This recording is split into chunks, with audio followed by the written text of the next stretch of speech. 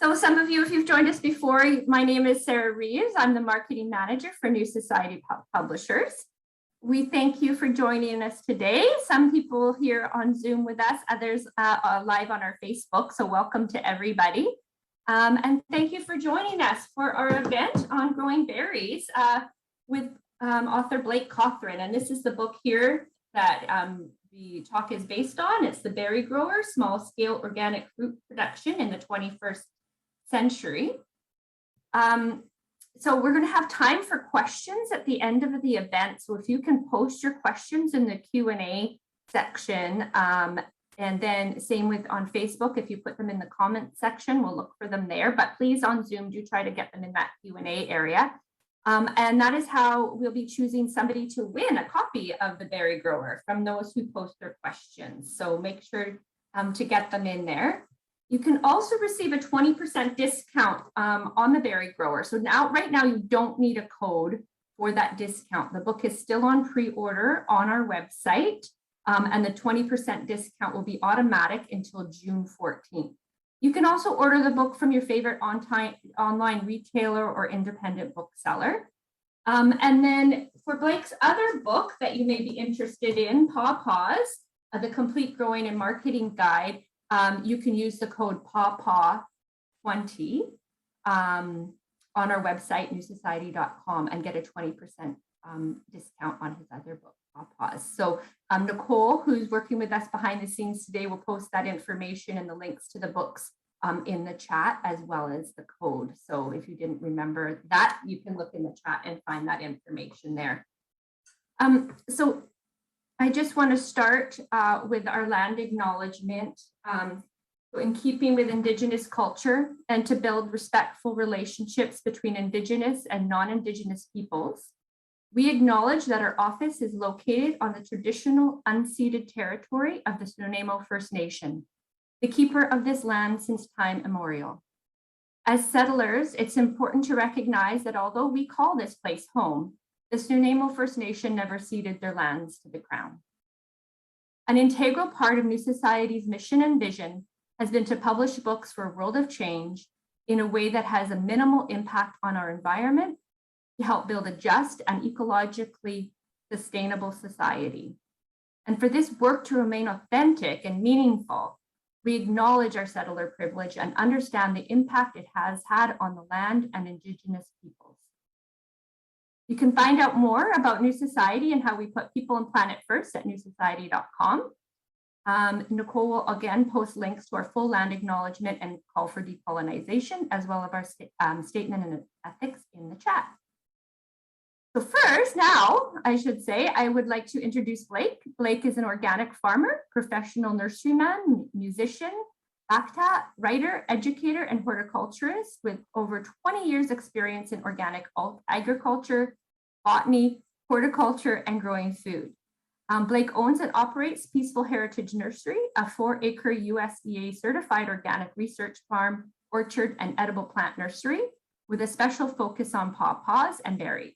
He shares his 2 decades of experience in organic agriculture and horticulture through magazine articles, including in permaculture design and other online publications. He does public speaking engagements and has a YouTube channel and blogs in many places. So I'd like to welcome Blake. Thank you for joining us. And I'll let you take it away. Thank you, everybody, for being here with us today. Live streaming live from the Commonwealth of Kentucky. And we're going to get this started.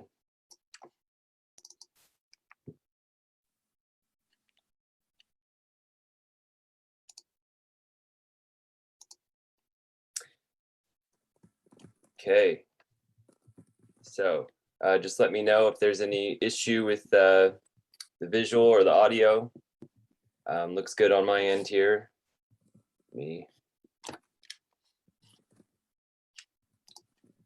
Just a moment. You're looking good.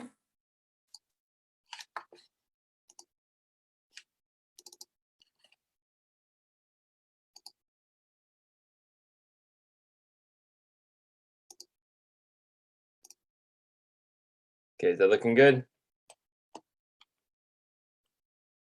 Yeah, that's great. All right.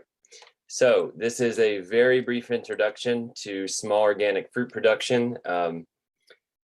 Organic fruit production is a very complex skill and art and science, and I can only very briefly scratch the surface in an hour, but there's a few key concepts and things that I'd like to share, and so I really like answering questions, so we'll get to any questions you have in the end. And hopefully this is useful for you. And this is the book, The Berry Grower, Small Scale Organic Fruit Production in the 21st Century. This is our nursery, peacefulheritage.com. And we are a fully stocked nursery selling all different types of fruit trees, including apples, pears, pawpaws, and many, many small fruits, including the standard blackberries, raspberries, strawberries, but also a lot of unusual small fruits such as gumi, June berries, and many others. So, why are small fruits highly worth growing? Small fruits are typically produced on shrubs, vines, or bushes, or perennial plants such as cane fruits. That includes like raspberries and blackberries. They can often produce fruit in 6 months to 2 years from planting, compared to 2 to 5 years for most tree fruit. So they actually start producing fruit a lot faster. They take up less space, and they can be grown many places where trees cannot be grown. And they're species and cultivars for pretty much anybody, no matter where you're at. There's some sort of small fruit you can grow, whether you're in Alaska, Florida, the tropics, anywhere. The fruit grown from them is very high value, often very nutrient dense, able to be processed, and also in very, very high demand. For example, red raspberries, blueberries, and even tomatoes, which are a small fruit and not a vegetable as is conventionally believed. So what is sustainable organic fruit production? It's growing fruit without the use of toxic synthetic pesticides, herbicides, fungicides, and insecticides, or any other synthetic agricultural chemical. It's utilizing naturally occurring products and compounds to maximize plant health, including sprays such as kelp extract and other sprays that you can use to increase the health of your plants. And it's also utilizing proper techniques such as quality pruning, training, mulching, weed control, and accurate varietal selection. We're going to go over a couple of these items today. It's focusing on sourcing and using productive, well-adapted plants for your area. And what is sustainable organic fruit growing not? It's not a hands-off, no-work approach. It's not ignoring your plants, never spraying them, never pruning them. It's not utilizing complex permaculture techniques that might be inappropriate for your site or climate.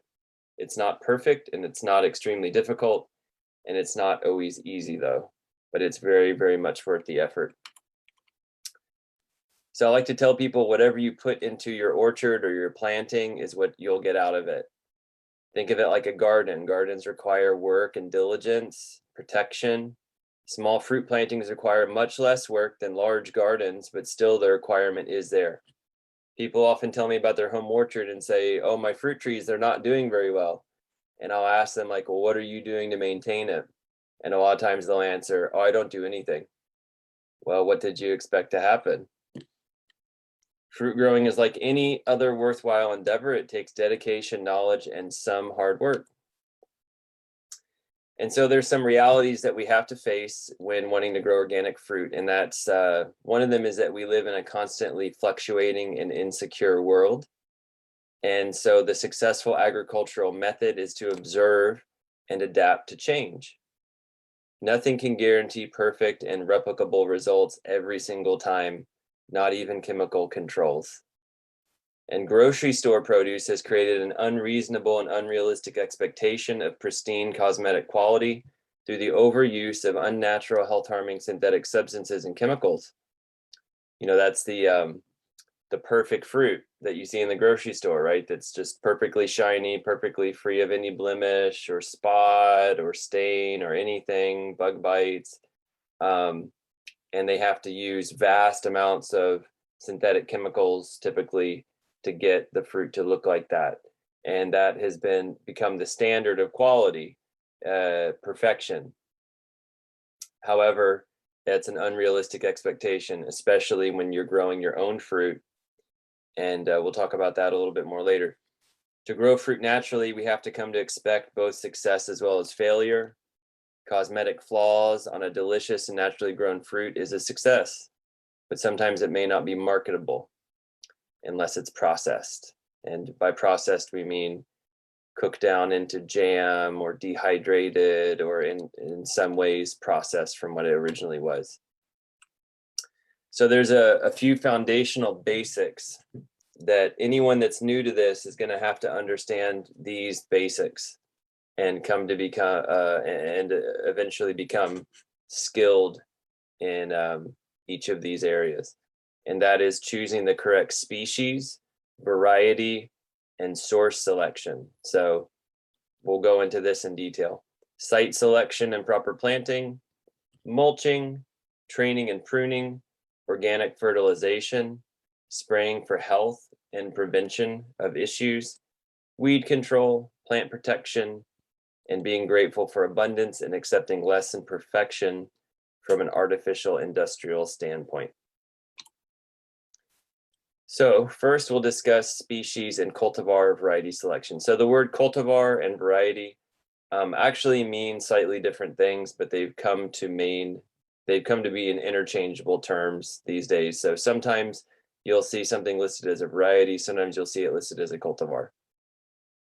And so basically, if you think about apples, there's one species of apple that we commonly think of as the apple fruit, and that's Malus domestica. That's the species. Then you have different cultivars or varieties such as Golden Delicious, Granny Smith, Pink Lady, Cosmic Crisp, Macintosh. These are all cultivars, and they're all cultivars of the species, which is Malus domestica. So this is crucially important because this is where everything starts. So you first have to decide what species, variety, or cultivars you want to grow. And you have to understand that cultivar selection can either make or break your fruit planting. Why? Because each cultivar expresses very different genetics that respond differently to every aspect of the environment, from light intensity, winter length, which is actually called chill hours, soil conditions, insect and disease pressure, humidity, temperature, pruning, harvesting time, etc. It's going to vary from one cultivar to the other. So this is true of all fruits that you can grow, whether it's a mango or it's an apple or a blackberry or whatever. There's different varieties. You often hundreds or thousands of different varieties, depending on how popular the fruit is. And so what this means is that one cultivar in your local area might do great, and every single year it produces nice quality fruit, or most years. Then you might have another cultivar that is also red raspberry or blueberry or whatever, and it just fails to produce fruit most years, or it's a disease or insect magnet, or just cannot tolerate the local conditions, whether it's humidity or the winter chill or the low temperatures in the winter. They vary. Varieties of fruit vary a lot, so you have to be very, very clear on choosing the right variety. And choosing the right variety is half of the battle right there. If you do that part right, you'll be much more likely to have success. If you do that part very badly, no matter what you do, you will probably not have success with growing small fruits organically. So it's really that important. So the question is, how do you decide? So first, you must develop a fundamental understanding of your region and climate. So these are just basics. What climate zone are you in? So all of North America is broken up into climate zones. And at this point, I think most of the world has been delineated by the local government's climate zones. So here in Kentucky, we're in zone 6B, USDA hardiness zone 6B. And that tells you what the winter low extreme temperature is, which here in Kentucky, it's about -10 Fahrenheit, which is pretty cold. That's like, yeah, I don't know what that would be in Celsius. I'm not good with that, but it's pretty cold. However, it usually doesn't get that cold. This year it didn't go below about 10 degrees Fahrenheit all winter, which is 20 degrees warmer than what it can get to. How much precipitation do you get and when? What are your major pests and diseases? How cold does your winter get on average and in extreme winters? So whenever you're choosing cultivars, you need to choose cultivars that can take at least as much winter cold as you can get in an extreme situation. So every fruit that we plant here has to be cold hardy to handle at least -10 Fahrenheit. Just because we have a stretch of winters where it's warm doesn't mean it's always going to be that way. And you can have a season where it gets really extremely cold. Our cold in Kentucky doesn't last very long and doesn't stay cold very long, but it can dip down. And so if I was to then say, oh, well, lately it's been a zone 7B winter, I'm going to start planting fruits that are cold hardy to zone 7B. Well, you might have success with that for a couple seasons, but then you're going to get a winter chill period that's going to come in and damage or kill the plants that aren't cold hardy enough. So that can be a big waste of time and money, and you don't want to have that happen. I've heard some stories of entire plantings getting killed because people were not choosing the right cultivars that were cold hardy enough. So these are all very crucial questions that need correct answers. So you have to do your research carefully. The best place to do that research is to talk with your local agricultural extension office. Most places have an agricultural extension office. They may be called different things in different countries, but it's basically a government office that is there for farmers and growers primarily, and can give you this information of how much precipitation, what's the winter cold, and oftentimes they'll have list of recommended varieties of fruits for your area. I know in Kentucky and many other states, you can look at your agricultural extension office documents and they'll give you free information about what are the best blueberries, what are the best strawberries, what are blackberry varieties that grow here. Now they may not be your very best choices, but it's at least a starting point and shows you'll have a list to look at and say, okay, well, of these, which one might work the best organically? Which one might work the best for my situation? Another thing you can do is check with local successful growers. There's got to be some local growers in your area that are having success growing fruit. You can go to them and see what they grow. What species are they growing? What species did they try and then drop? What varieties are they growing? Inquire with them as best you can and try to get as much information from them as possible. You can also check online forums. There's a forum that I'm a member of called growingfruit.org, and it's a worldwide forum that you can get a lot of good information, and you can find people in your region oftentimes on this forum. There's probably other ones out there too.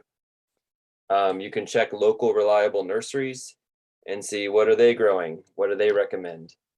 This does not include big box stores that sell random stuff. I'm talking about reliable local nurseries that are knowledgeable. You can check historical data.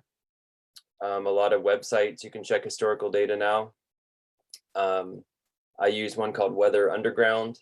It's wunderground.com, and you can go to their history feature and you can look up the data for your region going back quite a while. I think it goes back to like the late 1800s or something when weather data was starting to be collected. If not, it certainly goes back pretty far. And so that can give you an idea of extremes And you should really resist the desire to go against all the odds. I've been doing this for a while now, and I've talked with a lot of people, and I deal with thousands of customers every year at our nursery. And sometimes you always get one or two of these folks that just want to do something really kind of outlandish that has a very, very small chance of succeeding. And it's going to be expensive. It's going to be a lot of work. And the likelihood of it succeeding is really quite low. And so you want to stick with something that is likely to do well, unless you just have a lot of money and a lot of time and you don't care if it works or fails, you're just having fun, then do whatever you want. But if you're trying to do this to enhance your market farming, or to make income, or for some other important purpose, you want to stick with things that are known to do well in your area for the vast majority of what you're putting in. Another thing which is a little surprising for people is I don't emphasize putting too much importance on heirlooms. Many heirlooms are excellent, but after all an heirloom is a variety that's old. It doesn't mean it's superior. It doesn't mean it's better in any way. It just means it's old. And it's probably good because it's been around so long. It's has some merits to it, but it doesn't mean it's going to be the best one in your situation just because it's an heirloom. Like in our area of Kentucky, which is a very challenging place to grow organic fruit, heirlooms are often not a very good choice, and they're not necessarily a better choice. They're just another option, which may or may not work. So just keep that in mind. And the last thing I'll say about heirlooms is, heirlooms have been sourced from all over the world. And so they're not necessarily going to be compatible with your climate zone just because they're an heirloom. So that's why I'm emphasizing that an heirloom plant is just another choice. It's not necessarily better or worse. It's just another option that can be investigated. Many newer cultivars are just as good or far superior to heirlooms, and many are being bred to be very resilient against disease while having very good flavor and quality. This is a somewhat newer approach in the fruit breeding world of universities and things, is that they're really focusing more and more on making things resilient as well as productive and good quality, when in the past chemical controls were just seen as a panacea to all potential issues. And so genetic resiliency was bred out in favor of superficial concerns of the market, meaning big shiny fruit that can bang around in a box and not get torn to shreds in transportation. And so these days the trend is shifting to where very thankfully a lot of the breeders are focusing on things that have innate genetic resistance to disease and insects, whether or not they're being sprayed or not. And so if a certain variety that you desire is disease prone or not suitable for your area, you need to choose another cultivar, maybe even one you've never heard of, or one that's challenging to source, but which is disease resistant and hardy. You'll likely have much better results. So there's a lot of species of small fruits that are covered in the book. Blueberries, which have many species and hybrids, so you have to choose blueberries very carefully. Raspberries, including red, black, and hybrids, which are often purple. Tomatoes, blackberries, which have several species and hybrids, and these are generally the most profitable to be grown small fruits. And there's also many others worth growing: strawberries, kiwi berries, mulberries, June berries, and many more. See the Berry Grower book. This is a improved selection of mulberry. So if any of you out there see mulberry and you think, oh, you mean those little cruddy berries that grow in the ditch, well, that's a cruddy variety of mulberry. There's some really superior ones out there that make big, nice, delicious fruit, such as this one here. Okay, we're going to talk a little bit about site selection. So these are very big topics, but we will do our best to go into a little bit of detail to give you some starting points here. So there's a few simple parameters. The more sun, the more fruit. The less sun, the less fruit. So the more sun that plants get, the more fuel they have to produce fruit, and the more likely they are to set heavy crops. So that's like point number one. If you plant things in the shade, you're going to have drastically reduced yields. Even partial shade or half a day of sun, half a day of shade can reduce yields. So, generally it's said about 8 hours a day is your minimum of direct sun, just meaning beaming down right on your plants, sunlight. About 8 hours a day is the minimum you're going for. Good soil drainage equals happy roots. Soggy soil equals dead plants and bushes, except elderberry. Elderberry can handle pretty soggy soil, although even it can't grow in a swamp. It has to have some drainage too, but it can handle pretty moist sites. Okay, space according to species and other factors present on site, including structures, fences, borders of your land, etc., including power lines and telephone lines. Now, most small fruits don't get very tall, but it's something to keep in mind too, especially if you're growing something that gets bigger like mulberries. Cold, frosty air always moves downhill and settles. So at night, as the air temperature starts to drop, especially in the wintertime, cold air goes downhill and down slopes. Even if your land has just a slight slope to it, the cold air is always going to go down, and it's going to settle wherever it's lowest. And we can see that on our farm in the wintertime on nights when it's going to be really cold. The lower parts of our land start freezing and getting covered in frost an hour or two before the areas that are just slightly uphill, like just a foot or two in elevation difference. And so the reason you want to remember this is because you don't ever want to plant fruits in low areas at the base of slopes, because that cold frosty air is going to settle down there, and they're going to get more frost and more freezes down there, which is going to impact the flowering of your plants, because frost and freeze burns off buds and blooms, which is not what you want to have happen. North-facing slopes are cool and will delay blooming.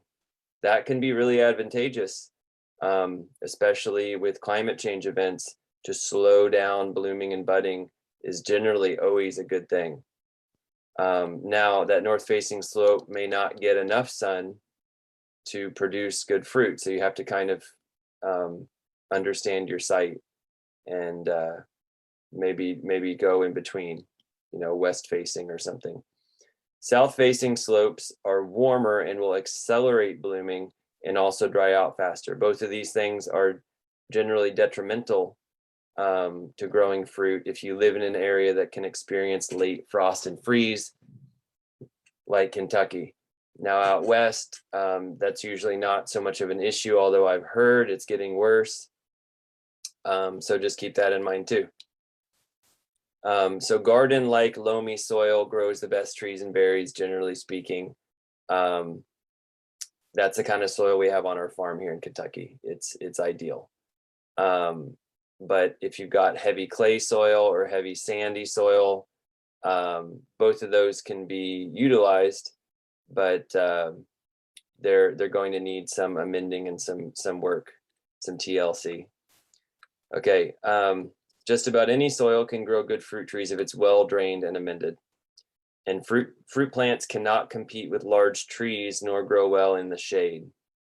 We saw that firsthand on our farm a couple years ago, there was a fairly severe drought in the middle part of the summer, and it didn't rain for about 6 or 7 weeks, which is a real serious drought in Kentucky.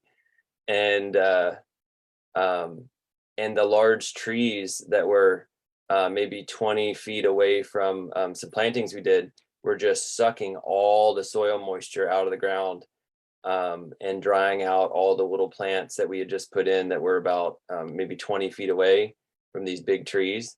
They were just sucking it dry. So you want to keep that in mind too. Okay, so berries do great in long rows and slightly raised beds, especially raspberries and strawberries do especially well on slightly raised beds. And when we're talking raised beds, I'm not talking about the sort of modern idea of a raised bed where you've got like this wooden box with, you know, little walls around it. I'm just talking about slightly raised above the general level of the surrounding ground. So, you know, if the ground is here, your raised bed may be just a few inches above. But that loose, slightly raised soil does a couple things. It increases aeration and drainage of water, and it makes a soft, loose growing environment where roots can really grow nicely. So slightly raised beds are generally very, very good. And yeah, always plant in a sunny location as possible. Blackberries and raspberries need trellising of some kind, even if it's just large ringed metal tomato cages, like, you know, those classic tomato cages with usually 3 rings and 3 little legs going down. Those work really well, especially the bigger kind. For raspberries and even blackberries can do pretty well. So that's a really nice option, especially if you're just a backyard grower and you may not have the means to put in a big trellis, but they do need some kind of trellising. Also, T-post with metal wire strung between them, and the T-post running about every 8 or 10 feet, that can work really well too. Blueberries, like high bush blueberries, can get quite large, 6 feet by 6 feet, and they need ample space. And always base your planting on your site and local climate, not on personal desires incongruent with reality. We all like those, don't we, though? Personal desires incongruent with reality. This is an example of a slightly raised bed. Those look like blackberries there, and that's a pretty nice quality trellis there, metal wires going all the way down it. That's on some kind of plastic too to keep weeds out. Okay, proper planting. When planting larger small fruits such as currants, gooseberries, and blueberries, these are all fruits that grow on small shrubs. You want to dig your planting hole at least about 12 inches by 12 inches. So you want to use a spade, not a shovel to dig. A spade has a nice straight blade. A shovel has a scoop. Scoop is for scooping, like a spoon. Spade is for digging. Scarify the sides and the bottom with your spade and cutting jagged edges into the sides. That allows the roots to penetrate the soil easier. Okay, if you're planting long rows of berries, such as raspberries or strawberries, you can tarp off the rows until all weeds and grass are killed back. Or you can till and prepare the area conventionally. Silage tarps cut in the long strips work really well. And this is called occultation. And it's the killing off of vegetation by excluding light. And it's very much trending right now, and it's a great option for getting rid of really pernicious weeds and grass. So you have a nice bare, completely bare site. And if you're going to tarp off a site, it usually takes a little bit of time for this to work. In the wintertime, you want to cover things for a few months. In the summertime, depending on how hot and sunny it is, usually a couple weeks to a month can do it. Okay, a spade can be used to align the top of the roots to the soil line when you're planting, and that gives you an idea of like the fracture lines made with a spade to help the roots be able to penetrate. You don't want like a smooth, hard side around the planting hole. Okay, so if you're working with bare root plants, you want to soak those in a kelp solution or water for a couple hours before planting. Never let bare root tree roots or plant roots dry out. Do not soak raspberry roots. Raspberries are very prone to diseases when the roots are submerged underwater, like in a soggy, poorly drained site. And you never ever want to stuff plant roots into an undersized hole. So you can dig trenches to allow bare roots to spread evenly as much as possible. So what I mean by trenches is when you're planting, you know, you might dig a nice little hole and there might be one really long root kind of jutting out from the plant, where you can dig a little trench and you can put that root in that trench and then cover it back up instead of just stuffing that long root in the hole. So you want to spread the roots in all directions. Never stuff them in the hole. That can stun or kill the plant. Oh, so here's something important. Never ever add anything to the planting hole. No buckets of compost, no manure, no Miracle-Gro, no sand, no peat, no potting soil. You can add just a very, very small amount of compost if you want. Some growers like to add a little bit of granulated rock fertilizer, such as green sand or rock phosphate, but other growers say it doesn't really do much of anything. So it's best to just not add anything to the hole at all. Compost is great when added on top of the soil around your trees and plants. So think of like in a forest, the humus layer, which is basically natural compost, is all on the top of the forest layer, ground level. So you got, you know, depending on how healthy the forest is, a few inches to 6 or 8 inches of nice, rich compost on top. It's always on top. It's not buried a foot or 2 deep. The one exception is blueberries, which often require the addition of peat moss to the soil to grow properly. So once your plant is properly set, refill the hole gently, break up any clods and remove any stones, gently pack the soil back in. Gently step around the soil to lightly compact it and remove air pockets. No death stumping. That means pounding down the soil with your feet. You just want to very gently just push the soil to remove air pockets. And then water heavily with a gallon or 2 of water slowly. If you're putting in 1,000 strawberry plants or raspberry plants, they don't need a gallon or 2 of water each. Just a little splash of water is good to get them started, but you do need to water everything. Okay, we're going to talk a little bit about fertility. For the main fertilizer needs of young plants, you want to give them about a half a pound of balanced insoluble fertilizer in April, May, depending on location. This is more for like bigger plants, like a blackberry plant or gooseberry bush. For smaller plants, you're going to have to adjust the numbers, like let's say strawberries and everything. And a lot of this is covered in the book. I don't have time to go into a great detail right now about it, but a lot of this is in the book. So 2 to 3 times of fertilizing your plants is usually enough. Soybean meal, alfalfa meal, fish meal also work well as your main fertilizers that are going to have a lot of nitrogen and also phosphorus and potassium. That's NPK. Aim to do all heavy fertilizing in spring and early summer only. And it's really important to fertilize after any chance of frost is over. I've made the mistake in years past of fertilizing things as soon as it warms up, and that could stimulate the growth to occur faster. And then we would have a late frost and it would burn it all off, which is a big problem. So you want to fertilize after the chance of late frost, but you want to hit everything really hard with fertility in the early spring when it's really just putting on growth and blooming. And then you want to stop by the middle of summer, because if you keep fertilizing, things will keep growing and then it will not harden off properly into wood by winter time, which causes things to have dieback too, which is a big problem. So you just want to fertilize in spring and early summer. These days, there's a lot of boxed pre-blended fertilizers. Those are fine, but they're kind of pricey. Completely finished compost is a great addition, but can be hard to come by in huge amounts and may not supply 100% of the optimum nutrition needed.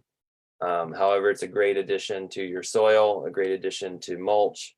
A lot of times plants can grow great on just compost, but you'll have to determine that yourself.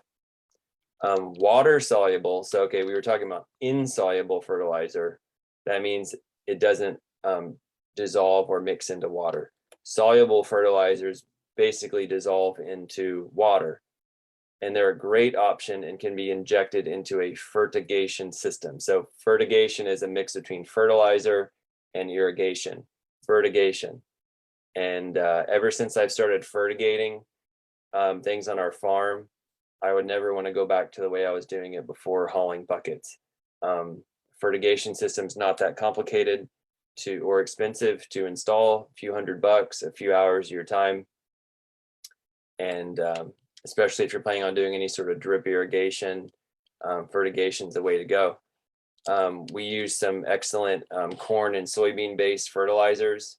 Kelp extract can also be utilized for micronutrients. And before doing any large planting, cover cropping, either in the winter before you plant or the summer before you plant the following spring, or both, is a great option for soil building and the long-term health of the planting. So examples would be rye and vetch in the winter, sorghum, Sudan grass, or sun hemp in the winter. There's certainly local species of cover crops that'll work in your area. This is just an example of what we might use here in our region. So mulching. Mulch is always a topic of conversation with growers. It does several things. It keeps the soil cool, which favors earthworms and moisture. It keeps the soil moist. It discourages weeds and grasses from sprouting and or kills existing weeds. It slowly adds small amounts of nutrients and increases microorganisms. One thing that mulch doesn't do is it doesn't completely stop weeds, and it does not provide all the nutrition for your plants. It helps increase the nutrients that they have access to, and also makes some nutrients more bioavailable by keeping earthworms and microorganisms active in the soil, but it is not the only fertility needs your plants generally have. It doesn't provide them. Flattened plain cardboard is ideal for enhancing organic mulch. And what I mean by enhancing it is it makes it last a lot longer if you have cardboard underneath the mulch. And you can place cardboard in a 2 to 3 foot ring around the base of the new shrub or vine and cover the mulch or cover the cardboard with organic matter mulch like straw, non-dyed wood chips or mulch, rotted manure, spoiled hay, autumn leaves. All these things can be good. Pine needles are also good, but they can make the soil a little bit more acidic, which can become a problem. And remember, young fruit plants cannot compete with grass or weeds, and they will kill or stunt them. Grass absolutely has to be eliminated for at least 1 to 2 feet around every plant. So you want a completely weed-free zone around each plant. Just imagine like a circle around with the plant in the center and a circle of no weeds and no grass around each one, just mulch. And on our farm, we use cardboard, and we also utilize high quality woven black plastic, also called landscaping fabric, which lasts at least 8 to 10 years and kills and prevents all weeds and grass. It's held down with large metal staples called sod staples, and they're hammered down. Compost can be applied under it or under cardboard. And landscape fabric is definitely not ideal, but when you have acres of small fruits and bushes growing like we do, we're just simply not able to haul dump truck loads of mulch by hand every year, nor do we necessarily have access to that. But we have to protect the plants. So if it comes between not protecting the plant or using landscape fabric, it's definitely better to use landscape fabric. And a lot of times you can even get old landscape fabric from nurseries and farms, and you can clean it off, make sure it's doesn't have a bunch of weeds all over it. You can clean it off and reuse it. Sourcing plants. So where can you get quality plants? This is a great question and very important to understand. So if you're doing this for commercial production or are a serious grower, never dig up plants from someone else's planting. Why not? They could be free and healthy, right? My friend has this great raspberry patch in her backyard, said I can come and dig up all the plants I want. However, they could and likely would harbor viruses, insect pests, diseases, and weed seeds that could present major problems later. Always start with clean, fresh, high-quality nursery stock from reliable nurseries. Good plants are an investment and will cost accordingly. Cheap plants are a poor investment and will not be a bargain in the long run. Always, always, always source the correct cultivars for your area. This may necessitate a serious search and/or paying premium prices. It may also be necessary to wait a season longer. Do you want to do this right or do it fast? You want to source virus index plants when possible. That means it's comes from a mother plant which has actually been tested to be free of viruses. Super important. Viruses basically reduce yields, sometimes drastically. And so that's why you want to go with plants that are virus indexed when you have the choice. When searching for nurseries, read lots of reviews. Never blindly buy from an online nursery without doing lots of homework and reading their terms and conditions. If there are none, go somewhere else. If reviews are 10 to 20% or more negative, beware. So yeah, there's a lot of unscrupulous or at least or at best low quality nurseries out there on the internet these days. There's also a lot of really good internet nurseries that will ship you premium quality plants. However, you need to know the difference between the two and how to tell the difference. And so reviews are a great choice. You know, if you go to a nursery and they have no reviews or they have no terms and conditions, it's just, hey, buy our plants. Here's our listings. Here's where you can pay us. That's probably not a good place to get from, because you want something, you want a business that has terms and conditions that you can read and that makes sense. Like, okay, well, if I get the plant and it's dead, what's your policy? If I get the plant and it's the wrong plant, what's the policy? And so those terms and conditions need to be reasonable and be present. Source plants well ahead of time and arrange them to arrive in the right season for planting in your area, which is usually early spring. Autumn planted small fruit plants often do not survive the coming winter. Arrange the plants to arrive in early to mid spring. You know, I get questions a lot about planting things in the autumn. It just depends on your region. You know, like apple trees do better in our region planted in autumn than in spring. They do fine planted in spring, but they do even better planted in autumn. However, a lot of small fruits are a lot less resilient to getting planted in the ground and then going through an entire winter without establishing roots first. So I would really never recommend planting small fruit plants in autumn unless that's what everybody in your area does and you know that that's fine. So the last point we'll make about sourcing plants is quality bare root plants are almost always preferable to potted plants. Why? They require less materials, and so they're better for the environment. They require far less shipping fuel and shipping costs because they're so much smaller and so much lighter. They have a much less likelihood to harbor insects or weeds, which can become a major problem on your site. Bare root plants are almost always field grown, which means they've been grown in the ground in a field. So they have a much larger and healthier natural root system that has not been impeded by being in a little plastic pot. So they've been able to grow a nice big root system to spread out as much as they want. And then they're dug by a tractor in the fall when they go dormant. The soil's all washed off, they're stored properly, and they're shipped to you fresh.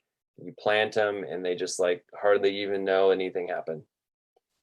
Potted plants are often stunted, stressed, and living on chemicals and peat moss with stunted root systems. Ooh. Bare root plants are cheaper and much easier to handle and plant. Check with fruit farmers. 95% of the time, they utilize bare root plants for these exact reasons. Now, I saw at least one person from Vietnam. So in the tropics, you're not really working with bare root plants. So this is a temperate growing concern. If you're in the tropics, potted plants are probably all you got access to. And that's all that would work anyway, because the plants don't really go dormant and leafless pretty much ever. So you have to use potted plants, just make sure they're nice quality. Now we do sell some potted plants, like our pawpaw trees, for instance, are always potted. And that's because pawpaw trees in particular have very delicate root systems that don't handle being grown in the field and dug out. They don't handle that very well. And also, we know how to grow things in pots and still get really good quality by giving them proper nutrients, water, and not keeping them in pots very long, but just the right amount of time. However, you're going to pay a lot more. You're also going to pay a lot more for a potted plant over a bare root plant. You can get a bare root raspberry plant, for instance, for a couple of dollars or less, bare root, field grown. Whereas if you're getting a potted raspberry plant, you're going to pay $10, $20, $25 per plant. So if you're wanting to put in a small planting, you can't afford to be paying $10 or $20 or $30 per plant. So I go into a lot of detail in the berry grower book about this topic. So a lot of questions and things can be answered through the book. So again, our nurseries, Peaceful Heritage Nursery and Farm. We're located in Stanford, Kentucky. We're USDA Certified Organic. That's our website, peacefulheritage.com. We have a full line of hardy fruit trees, berries, small fruit plants, pawpaws, fruiting shrubs, unusual and rare plants, and also cuttings, scion wood, and organic seeds. So this is been a pleasure, and I'm happy to start answering some questions now. Hi, Blake. Thanks so much. That was awesome. That was so great. We've got quite a few questions coming in, and I'll try to feed them to you in an appropriate order that makes sense, and some you asked during the event. So the first one comes from Mike, and he's asking how you promote quick pollination. What was the question? Sorry. How do you promote adequate pollination? Adequate pollination. Yeah, that's a very important question. And that's covered in the berry grower too. And of course, honeybees are typically a great source of pollination services. So depending on your planting, you know, if you're doing acres of it, you can hire local beekeepers to bring in honeybees. You can raise honeybees yourself. The other option is you can actually nurture and protect your own local wild pollinators by building very simple wild bee houses. And what we do here is I'll just get like an old cardboard tube. Are we still there? Yeah. Okay. I'll just get like a cardboard tube, like say that some packing material comes in, and you know, about a foot long or so, and I'll fill it with hollow bamboo or river cane tubes, which you can buy or you can harvest locally. Also, like weeds that make hollow tubes, like when they die and you have like a big wildflower that has like a kind of tubular shape, you put those all together inside the tube, and you put some hardware cloth on the ends of it so that woodpeckers don't kill all the insects that are in there. And wild bees will come and start living in those little holes. And they also like pieces of wood. Then they'll eat out little holes in there, and it will just fill up with wild bees like mason bees, orchard bees, sweat bees, other species will show up, and they'll live in there. And that's a great way to foster good pollination. So that, and having a lot of biodiversity on your farm, so a lot of wildflowers and wild plants and trees, is going to increase the population of local pollinators. So that's what I would recommend. That's really cool. I've never actually heard that before. And also not killing off carpenter bees. Carpenter bees and bumblebees are one of the very best pollinators of small fruits. Okay, interesting. And then okay. The next one is a long one, so I'll try to see if we can remember it all. So it's from Monica, and she said she'd been consulting with an Ohio blueberry farmer and her county extension agent, and she planted 4 different high bush blueberries last year, each one in a 100-gallon grow bag, using 50% peat moss and 50% pine bark mulch, amended with some local organic slow release fertilizer. She has a pH probe, but it does not seem to work to test the growing medium. Is that because it's basically a soilless medium? Would sending it for soil testing be reasonable, since it's not exactly soil? Yeah. Yeah, that might be hard to test the pH because like she said, it's mostly just peat moss. It's not really soil. But if you did 50% peat moss and 50% local soil, which I think is what she said she did, you should really be good to go. If you start seeing symptoms of iron chlorosis, which is like a pale, the leaves will look very pale, or they'll look kind of red, and the plant will just generally not look very well, then you know you've got a pH issue. But you know, you could mulch that with pine needles too. You can mulch all those containers with thick pine needles, and basically what you said, they should grow just fine. I don't think you'll really see any problems, just as long as you can keep them watered. Okay, great. Just a quick backtrack. Sheila's asking if your information about the habitat you described for bees is included in the book. It's in the book. Yeah. Bethany asks, how do you feel about grafting tomatoes? It's a very good practice. It can really increase yields. It's just very tricky to get the rootstock and the plants that you're going to be cutting the scions from to be the same size at the same time. So it's just very tricky to get all that time correctly. But if you can pull it off, you might be buying rootstock, you might be starting your own. You'll just want to make sure to time it as best you can so that one isn't way bigger than the other, making grafting impossible. But it's a great practice and has been proven to increase yields if you use good rootstock. Okay, great. I have a question from Facebook, and this is from Lucas, and he's asking if you can talk about thinning raspberries. He said his patch is almost flowered out and quite dense. Am I ahead to thin them even this late in the season? Yeah, go ahead and thin them. You want to leave about 3 or 4 per foot of row. And thinning them is just very, very important. It's also really important to thin strawberries too, because if you don't thin them out, there's just going to be too much foliage and too much production, and it's going to shrink the production of the fruit and also make a shaded, overly dense environment that's going to be very conducive to spotted winged Drosophila, which is an invasive fruit fly, which really, really especially likes raspberries. So just go ahead and thin them, just cut them down to the ground. It's not too late to do that. And yeah. Okay, great. A couple more here.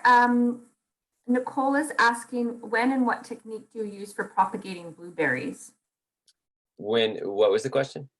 When do you do it, and what technique do you use for propagating blueberries? I personally don't propagate blueberries.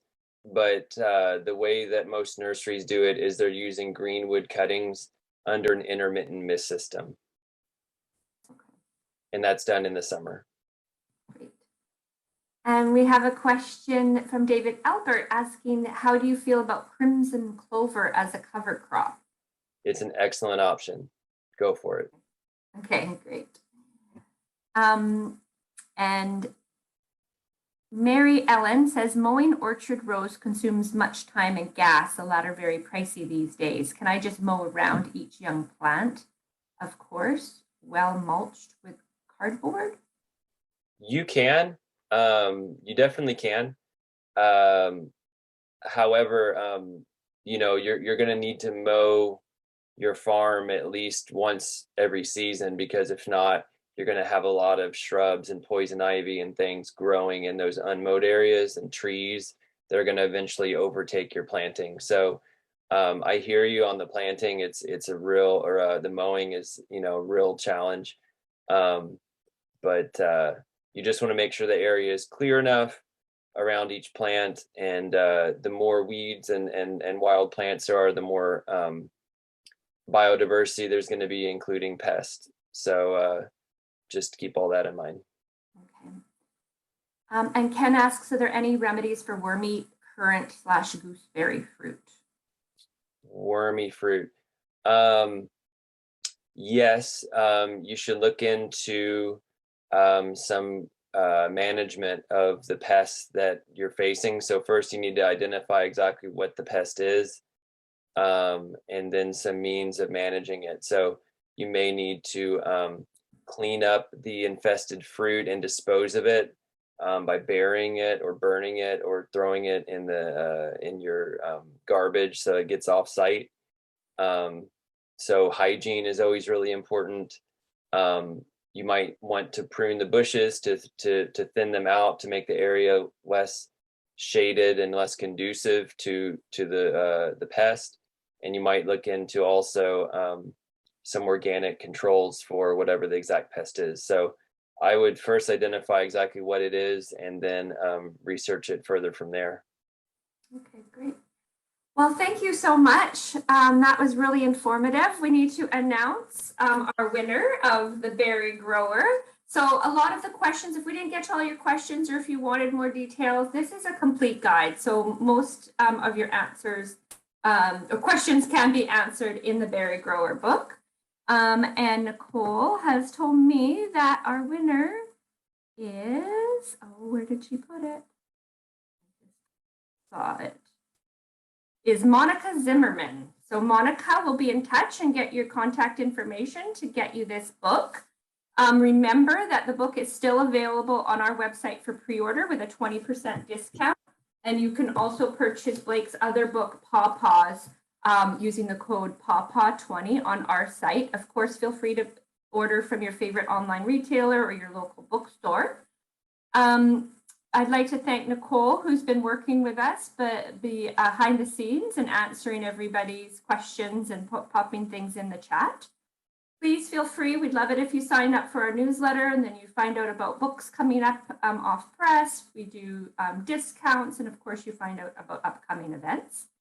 Our next event of the season, and the last one for spring, is June 16th with Robert Pavlis, and he'll be talking about his new book, Plant Science for Gardeners. So you can register for that via Eventbrite. I think Nicole will have the link there, or you can go to our homepage and the link to register for that is there as well.